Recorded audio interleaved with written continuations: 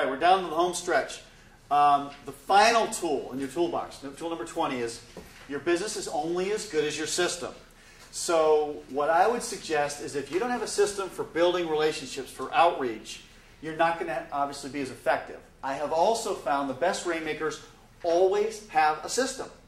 Always. It may be very simple and something that no one else would use, but it is absolutely something that they can teach to a junior person in the firm, and it is replicable, and they do it consistently. Do they do it all the time? No. Do they miss certain times? Yes.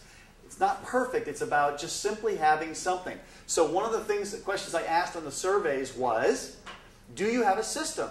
And almost universally the answer was, no. And that's very typical for an audience of professionals. I would say maybe just the rainmakers have a system.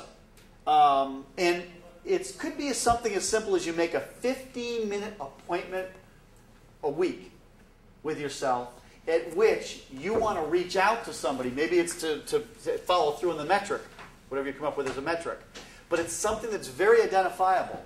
The other thing I would suggest is that, how many have gone through their contacts list other than for purposes of Christmas cards, A through Z, to kind of see who you'd like to connect with?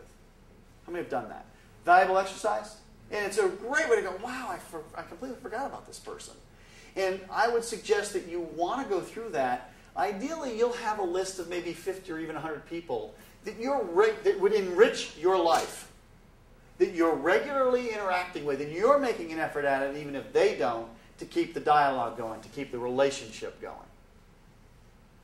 And as part of this system, you always want to have an action step. So it's not call Peter or call Phil. It's call Phil by the end of this week as part of your system, so that you're actually putting a reminder in. So a lot of people use Outlook, okay, which may be what you use, maybe not. But whatever it is, you actually put it in there as something that's important enough that you remind yourself of it, just like you would the work you've got to get done, the work product you've got to get done.